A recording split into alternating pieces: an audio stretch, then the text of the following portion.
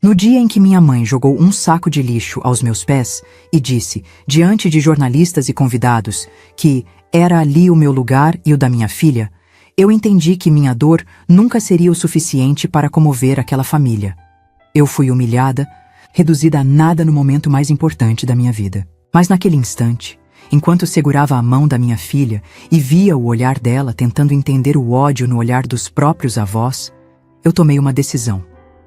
Se eles me queriam destruída, eu mostraria o que uma mulher ferida, mas em pé, pode fazer. E o que fiz depois não só mudou a minha vida, mas também destruiu a deles. Não sei ao certo quando entendi que minha presença incomodava. Talvez tenha sido naquela manhã de inverno, aos 7 anos, quando derrubei café na toalha da mesa e ouvi minha mãe dizer, sem desviar os olhos da taça de suco, é por isso que ela nunca vai ser como os irmãos. Não havia raiva em sua voz, havia só desprezo. Como quem constata que uma peça veio com defeito de fábrica. Eu era essa peça, fora do encaixe, fora do padrão Monteiro. Meu pai era um homem imponente. Falava pouco, mas seu silêncio carregava peso. Quando ele entrava em casa, até os cachorros sabiam que era melhor sumir. Eu tentava não fazer barulho, não correr, não rir alto. Ele dizia que alegria demais era vulgar, que filha de homem sério não deveria se exibir. Cresci ouvindo que mulher de valor sabe calar, e que emoção é um desperdício de tempo. Minha mãe, Isadora, era a personificação da elegância cruel, o tipo de mulher que sorri apenas quando o outro está chorando. Ela tinha um talento raro para ferir com palavras suaves, e quando não falava, o silêncio dela doía ainda mais. Eu tentava agradá-la com pequenos gestos, dobrava minhas roupas sozinha, fazia arranjos de flores para o jantar, preparava bolinhos de chuva como via minha avó fazer, mas tudo o que eu recebia em troca era indiferença. Ela me olhava como se eu fosse um cisco num quadro perfeito. E de certa forma, eu era. Meus irmãos, Gustavo e Vinícius, eram os filhos modelo. Tudo o que faziam era enaltecido. Tiravam notas medianas, mas eram tratados como gênios. Bastava um elogio vindo de fora para minha mãe repetir como mantra durante semanas. Eles sabiam que podiam errar, cair, mentir, e ainda assim seriam defendidos com unhas e dentes. Eu, por outro lado, só precisava existir para ser um problema. Não era rebeldia. Eu apenas tinha fome de verdade. Enquanto eles se satisfaziam com aparências, eu perguntava o porquê das coisas. Eu queria entender, queria sentir, queria pertencer. Mas naquela casa, pertencer significava seguir o roteiro, e o meu papel, pelo visto, não tinha falas. Aos 22 anos, conheci Daniel. Ele não era como os homens da minha família. Ele me escutava, me fazia rir. E mais importante, me fazia sentir vista. Quando descobri a gravidez, por um instante, achei que aquela seria a primeira grande notícia feliz da minha vida. Mas Daniel desapareceu, sem aviso, sem explicação. Um dia estávamos planejando nomes de bebê, no outro, ele sumiu do mapa. E aí, eu soube, estava sozinha. Tentei respirar fundo e manter a calma. Meu erro foi ter acreditado que minha família me acolheria, mesmo depois de tudo. Voltei para casa com a voz trêmula, segurando os exames nas mãos. Meus irmãos zombaram antes mesmo que eu terminasse a frase. Minha mãe ficou imóvel. E meu pai? Ele empurrou o prato com força e se levantou. Não há espaço para esse tipo de desonra sob este teto. Essas foram as únicas palavras dele antes de cuspir no chão, como se minha gravidez fosse algo infeccioso. No dia seguinte, minha mãe me chamou até a varanda. Estava com um envelope entre os dedos, sentada com as pernas cruzadas, como se estivesse oferecendo caridade a uma estranha. Abriu o envelope lentamente, mostrando várias notas. Ela olhou para mim com aquele olhar que nunca mudou. Aquele que diz, você é só um erro ambulante, e falou com toda a naturalidade do mundo. É o suficiente para você sair da cidade, começar de novo. Mas tem uma condição. Se quiser esse dinheiro, deixe essa criança onde ela pertence, numa caçamba. Ela nem piscou ao dizer isso, como se estivesse pedindo para eu jogar fora um pedaço de papel, não uma vida, não minha filha. Fiquei em silêncio por alguns segundos, acho que nem respirava. Senti um calor estranho subir pelo meu corpo. Não era raiva, era algo além. Era a certeza, pela primeira vez na vida, de que eu jamais seria como eles. Nem um pouco. Recusei o dinheiro. Virei as costas. E saí com a cabeça erguida. Não levei mais do que uma sacola com 3 peças de roupa, meus documentos e a mão, no ventre já inchado. Na calçada, antes de cruzar o portão pela última vez, olhei para trás. Eles não vieram me impedir. Ninguém chorou. Ninguém gritou. Apenas fecharam a porta. Ali, naquele momento, eu enterrei meu sobrenome. Mas ganhei algo muito mais valioso. Uma chance de ser quem eu realmente era. De criar minha filha longe da podridão. E de um dia provar para o mundo e para mim mesma que nenhuma raiz apodrecida conseguiria sufocar uma árvore que decide crescer sozinha. E eu cresceria. Mas antes, eu teria que sobreviver. O mundo muda quando você não tem onde dormir. As calçadas não são só chão.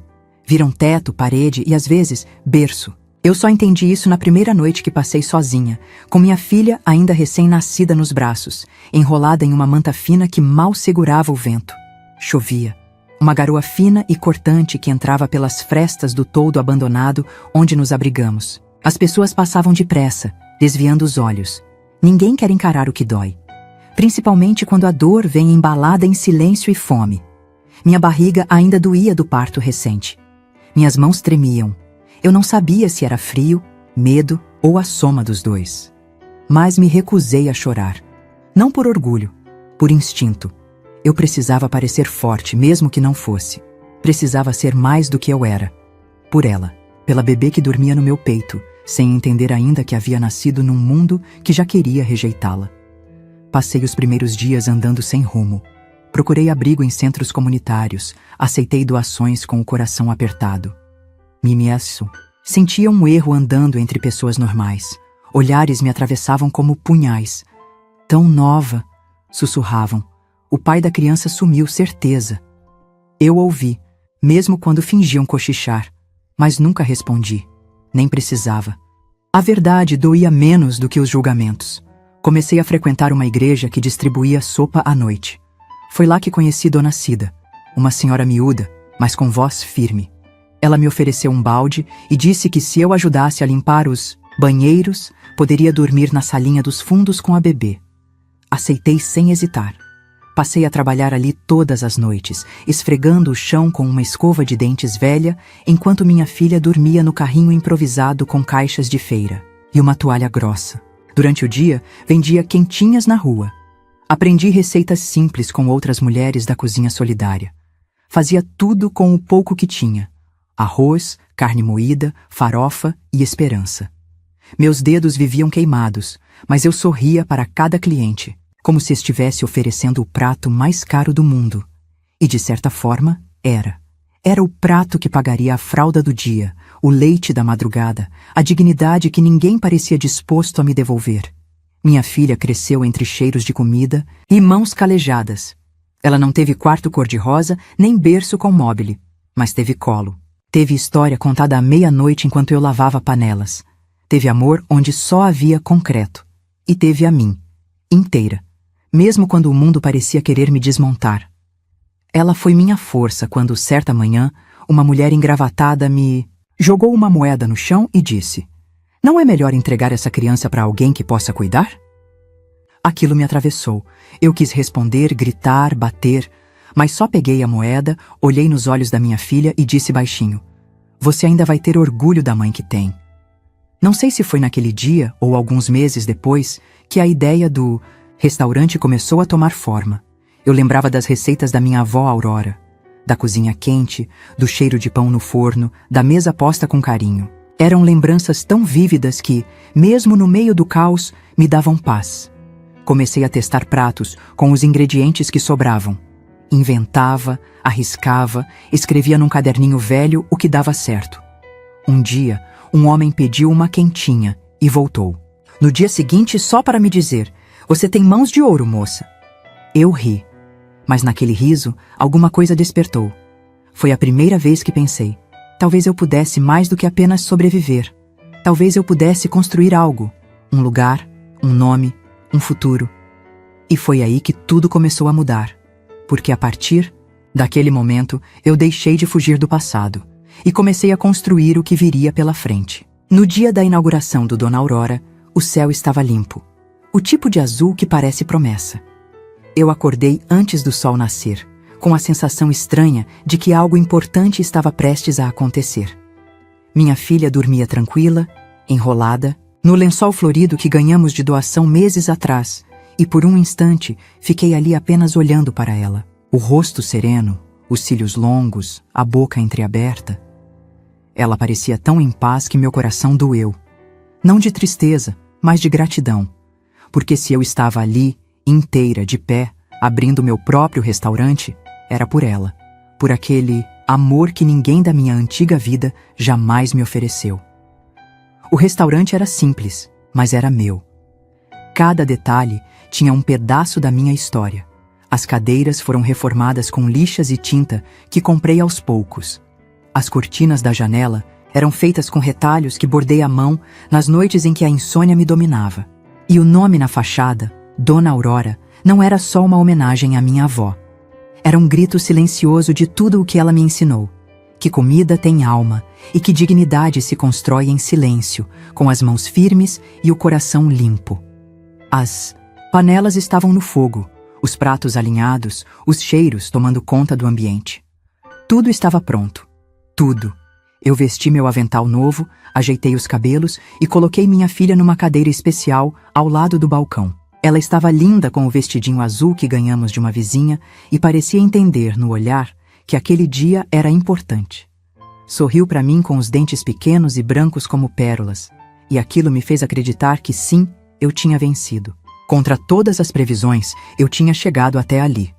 Os primeiros convidados começaram a chegar. Alguns eram clientes antigos das quentinhas. Outros eram vizinhos curiosos. Alguns jornalistas locais que ouviram falar da mãe solteira que construiu um restaurante com receitas da avó. Eu sorria, tremendo por dentro. Cumprimentava um por um, mostrava os pratos, explicava os temperos. E pela primeira vez em muito tempo, senti que talvez meu nome tivesse deixado de ser sinônimo de vergonha. Mas então, os carros pararam. Aqueles carros que eu conhecia desde a infância. Pretos, brilhantes, com vidros escuros. Meus irmãos desceram primeiro, ajeitando os cabelos com gel e sorrindo como se fossem celebridades entrando em um evento beneficente. Depois veio minha mãe, impecável em um vestido caro, maquiagem leve, olhar duro. E por fim, meu pai. Terno de linho branco, sapato engraxado, a expressão de quem está ali apenas para cumprir um papel. Eles vieram, sem convite, sem aviso, como se ainda tivessem o direito de invadir o que me restava. E o pior, sorrindo. Cumprimentaram os convidados, deram entrevistas rápidas, posaram para fotos como se fossem os padrinhos do projeto. Minha mãe elogiou a atitude resiliente da filha, enquanto me olhava como quem limpa a sujeira debaixo do tapete. Meu pai apertou a mão de um jornalista e disse que se sentia orgulhoso da filha por seguir seus instintos e provar que é possível vencer mesmo nas piores circunstâncias. Era irônico, era insuportável.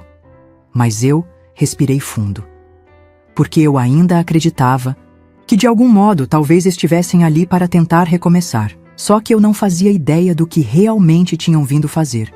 E quando meu pai pediu licença para dizer algumas palavras, subindo calmamente em uma das cadeiras do salão, com uma taça de vinho na mão e aquele mesmo sorriso que usava quando ia manipular investidores, eu senti o estômago virar. Ele ergueu o copo e disse que estava ali para apoiar o projeto social da filha e que admirava minha capacidade de transformar lixo em comida.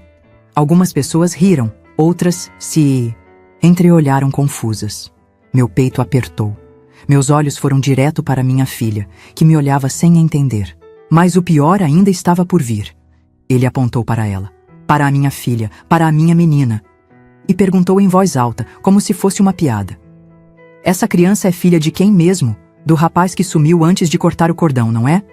O salão ficou em silêncio. E antes que eu pudesse reagir, minha mãe se aproximou. Tirou da bolsa um saco de lixo preto, daqueles grandes.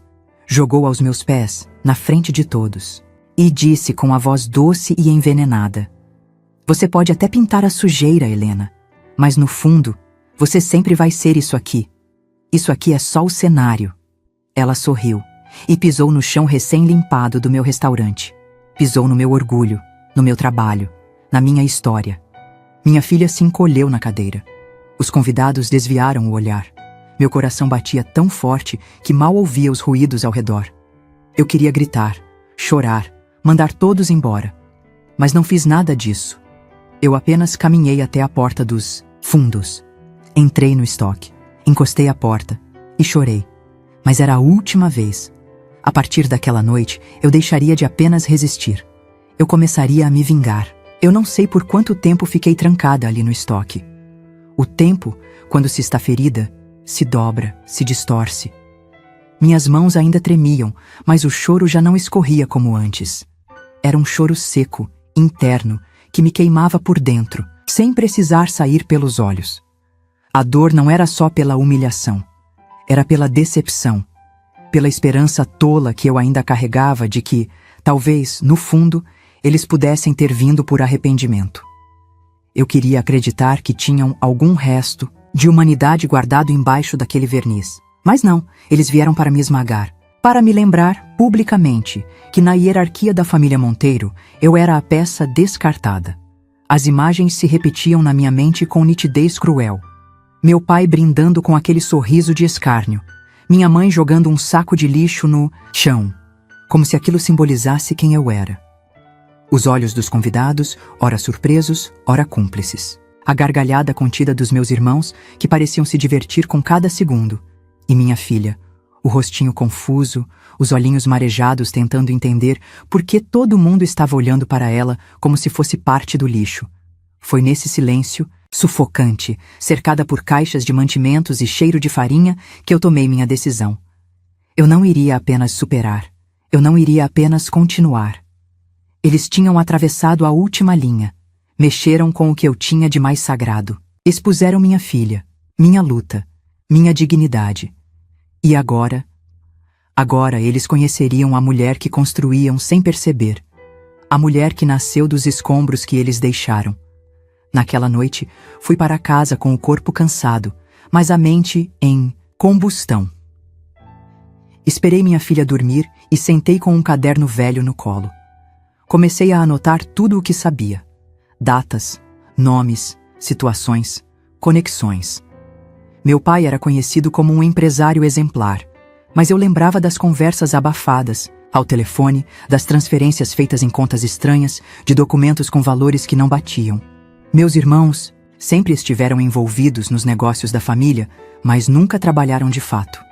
E minha mãe, sempre à frente da tal ONG feminina que transformava vidas, mas que nunca tinha prestado contas a ninguém. Quanto mais eu escrevia, mais as peças se encaixavam. A imagem limpa que vendiam era apenas fachada. E atrás daquela cortina brilhante havia corrupção, desvio, abuso de poder e vaidade suja. Comecei a pesquisar por conta própria. Usei contatos antigos, vasculhei sites de órgãos públicos, conversei com pessoas que também haviam sido descartadas por eles no passado. O que encontrei foi maior do que eu esperava. Fraudes milionárias, contratos superfaturados, doações, fantasmas. Eu tinha ouro nas mãos, ouro sujo. Mas ainda assim, ouro. Demorei semanas para reunir tudo, dormia pouco, comia quase nada. Mas cada nova prova me dava combustível. Eu sabia que não podia apenas jogar essas informações na internet e esperar por justiça. Eles eram poderosos, tinham influência. Eu precisava ser estratégica, precisa ser cirúrgica. Precisa expô-los da única forma que eles não poderiam: controlar, publicamente, diante das mesmas câmeras e testemunhas que usaram para me humilhar. Organizei um novo evento no restaurante, um reencontro de família, como anunciei aos jornais locais. Mandei convites personalizados, escrevi textos doces e cheios de falsa esperança, dizendo que perdoar era uma forma de crescer. Alguns acreditaram, outros duvidaram, mas a maioria ficou curiosa. E meus pais, meus irmãos? Eles vieram. Chegaram sorrindo, posando, dizendo que a família era unida, que os conflitos eram águas passadas. Voltaram como voltaram antes, confiantes, vaidosos, arrogantes. Mal sabiam o que os aguardava.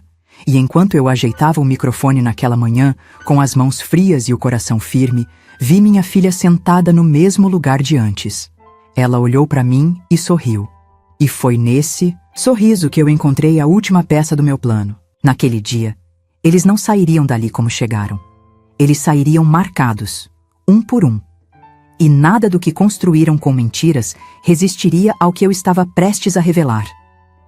Na manhã do evento, cheguei ao restaurante antes de todos.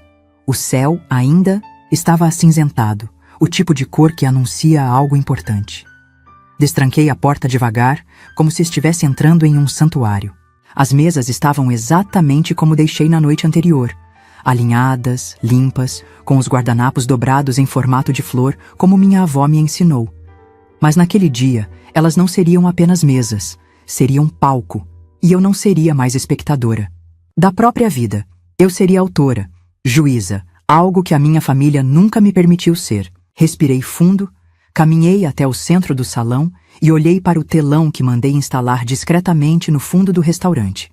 Ele estava coberto por uma cortina vermelha, elegante e discreta, do tipo que não denuncia a bomba prestes a explodir, por trás. Do lado direito do salão, o projetor já testado. As pastas impressas estavam sobre o balcão, cada uma marcada com nomes e datas. Era tudo real, tudo documentado. E o melhor, incontestável. Durante semanas eu havia me preparado. Conversei com ex-funcionários do meu pai que haviam sido demitidos injustamente. Com ex-assessoras da minha mãe que trabalhavam como fachada para as ações sociais da ONG. Encontrei uma mulher que perdeu tudo ao assinar um contrato fraudado pelos meus irmãos. Cada história, cada número, cada recibo foi cuidadosamente analisado. E tudo me levava a uma verdade que eu já conhecia desde pequena, mas nunca tinha tido coragem de nomear. Minha família vivia de aparências, porque no fundo sempre estiveram podres.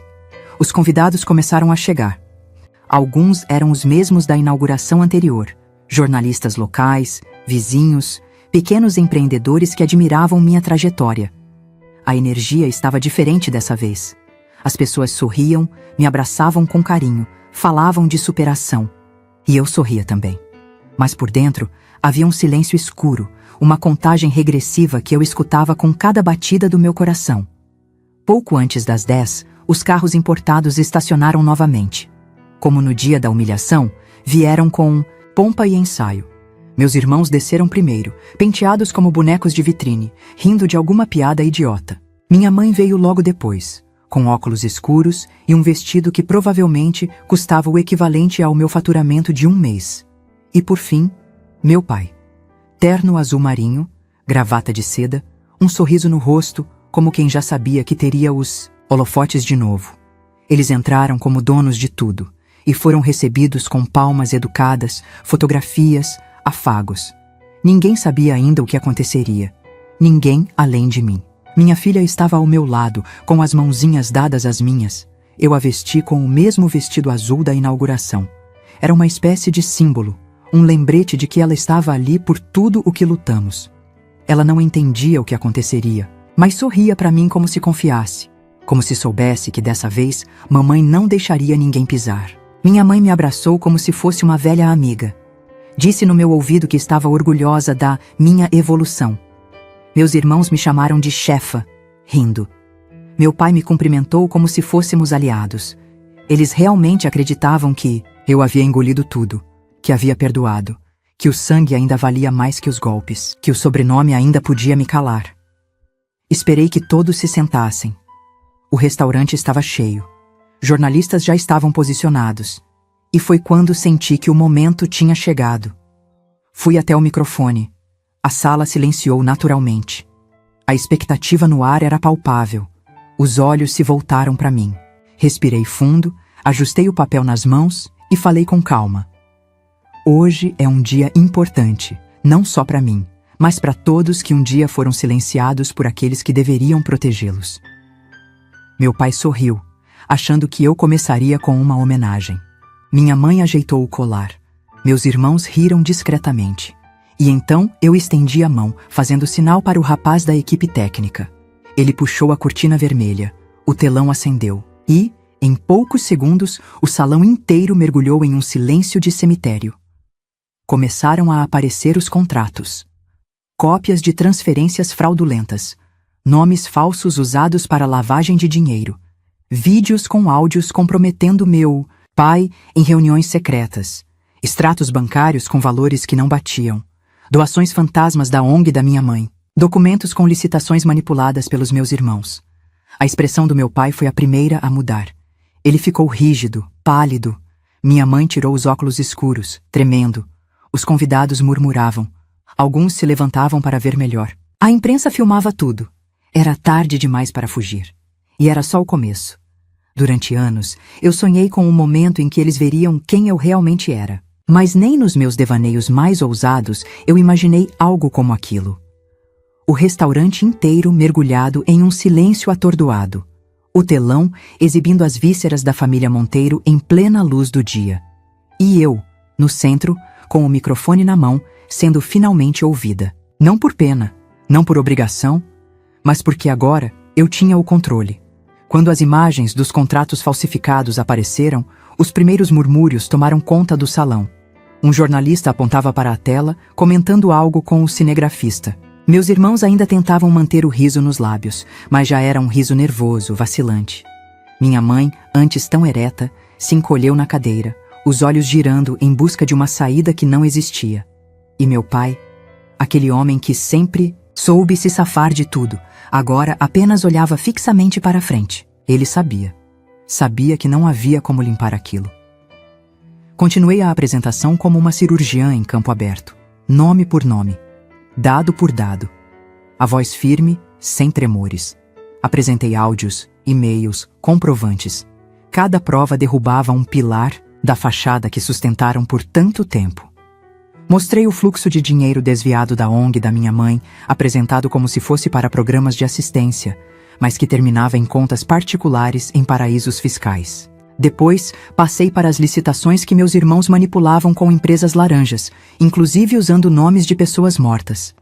Vi os rostos dos convidados se transformarem. Pessoas que os admiravam, que tiravam fotos com eles, agora recuavam, enojadas. Vi a imprensa se movimentando, os flashes disparando como tiros. E vi a minha filha. Ela me olhava em silêncio, sem entender o caos, mas segura. Pela primeira vez, ela estava vendo a mãe dela não como alguém que resiste, mas como alguém que vence. Quando terminei, deixei o microfone no pedestal. O som do silêncio era ensurdecedor. Um segundo depois, as portas do restaurante se abriram com força. 3 viaturas da polícia entraram. Os oficiais, já informados e com mandados nas mãos, não hesitaram. Um a um, minha família foi cercada. Gustavo tentou discutir, empurrou um dos agentes, mas foi imobilizado com facilidade. Vinícius chorava e dizia que aquilo era um mal-entendido. Minha mãe, num ato de desespero, tentou correr. O salto quebrou. Ela tropeçou. Caiu de joelhos diante das câmeras. A maquiagem escorreu. A socialite perfeita agora era só uma mulher em pânico no chão sujo. Meu pai foi o último. Não resistiu. Não argumentou. Apenas ficou parado, com as mãos tremendo, quando lhe colocaram as algemas. Os flashes não paravam. As perguntas vinham de todos os lados. E no meio da confusão, eu caminhei até o centro do salão, peguei o microfone novamente e, com minha filha nos braços, falei. A única coisa suja aqui não é o meu nome. Não é a minha história. É o sangue que corre nas veias deles. Sangue que manchou tudo que tocou, até agora. Mas hoje, ele vai pagar por tudo que derramou. Não houve aplauso. Houve silêncio. Um silêncio pesado, carregado de impacto. Um silêncio que dizia mais do que qualquer comemoração. Eles saíram algemados, diante das mesmas câmeras que um dia os exaltaram. E eu, ali de pé com a filha no colo, entendi. Minha vingança não era só justiça. Era também libertação. Mas havia algo que ainda precisava ser feito. Não para me vingar. Não para eles, para mim. Porque agora, com eles fora do caminho, era hora de recomeçar. De verdade. A primeira manhã após o escândalo parecia qualquer outra. O sol atravessava a janela do meu pequeno apartamento, o cheiro de café fresco se espalhava pela cozinha, e minha filha ainda dormia, com o corpo enrolado no cobertor de estrelinhas. Mas dentro de mim, tudo havia mudado. Eu não carregava mais medo, nem vergonha. Pela primeira vez em anos, o silêncio da casa era de paz, não de tensão. As notícias correram rápido. As imagens da minha mãe ajoelhada, dos meus irmãos sendo algemados, do meu pai de cabeça baixa, viraram manchetes em todos os portais. Família Monteiro é investigada por esquema milionário de corrupção, dizia a chamada. A imprensa cavou fundo. Descobriram ainda mais podres do que eu tinha imaginado. Contas congeladas, contratos anulados. As ações das empresas despencaram. Os nomes deles, antes símbolo de prestígio, viraram sinônimo de fraude. Meu pai foi o que mais perdeu. O orgulho dele não sobreviveu ao escândalo. Foi condenado por lavagem de dinheiro e formação de quadrilha. Hoje cumpre prisão domiciliar, com tornozeleira no tornozelo e os jornais na porta, esperando qualquer deslize. Meus irmãos, que sempre riram da minha condição, agora enfrentam processos que os impediram de sair do país. Estão falidos, vivendo de favores de advogados pagos com o que sobrou. E minha mãe? Ela tentou se esquivar de tudo, alegou que era apenas a imagem da ONG. Mas os extratos diziam outra coisa. Foi julgada por desvio de verba pública. A mulher que tanto se importava com a aparência, agora evita espelhos. Nenhum deles me procurou. Nem para pedir desculpa. Nem para se defender. Talvez lá no fundo eles soubessem que tinham perdido. E não só na justiça. Tinham perdido o controle. Tinham perdido a mim. Mas eu ganhei. O restaurante, antes um cantinho modesto, virou ponto de encontro de mulheres como eu. Mulheres que foram descartadas, invisibilizadas, chamadas de loucas, ingratas, problemáticas. Recebi cartas, flores, abraços. Pessoas vinham de longe para almoçar no Dona Aurora, mas não pela comida, pela história, pela coragem, pela verdade servida quente, sem máscaras. Com o dinheiro que o restaurante passou a render, aluguei um espaço maior.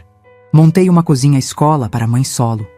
Contratei mulheres que, assim como eu, sabiam o que era segurar um filho com uma mão e com a outra, segurar o mundo inteiro. Dei espaço, voz e oportunidade, porque eu sabia exatamente o que isso significava. Minha filha cresceu vendo tudo isso. Hoje ela já entende que não veio do lixo, como disseram. Ela veio da resistência, veio da flor que insiste em nascer no concreto rachado. É esperta, sensível, determinada. E quando me abraça e diz, mamãe, você é minha heroína, eu não preciso de mais nada. Às vezes me perguntam se eu perdoei. E eu penso, não. Porque perdão exige arrependimento e eles nunca se arrependeram. Mas eu libertei, deixei para trás. Porque eu não carrego mais o peso de um nome. Carrego o valor de uma história. Hoje, quando fecho o restaurante à noite, olho para cada detalhe. Os quadros na parede, os panos de prato bordados com frases que minha avó dizia, as fotos de clientes sorrindo, e penso em tudo o que construí. Não com herança. Não com atalhos. Mas com verdade. Com esforço. Com coragem. Eu nasci numa família de monstros, mas criei minha própria árvore genealógica, com raízes em solo limpo, com ramos que se curvam para acolher, não para ferir. E se você chegou até aqui, talvez também tenha carregado pesos que não eram seus. Talvez também tenha sido silenciado, humilhado, julgado. Mas saiba, a vergonha não é sua. Ela pertence a quem tentou te apagar. E agora me diga, de onde você ouviu essa história? E se estivesse no meu lugar, teria feito o mesmo? Ou faria pior? Muito obrigada por ter ficado comigo até o fim dessa história. Compartilha comigo nos comentários e se conhecer alguma história surpreendente como essa, ou mais forte ainda, manda pra gente. Quem sabe ela não vira o próximo. Relato aqui no canal. A sua participação é o que mantém essa chama acesa. Até a próxima história.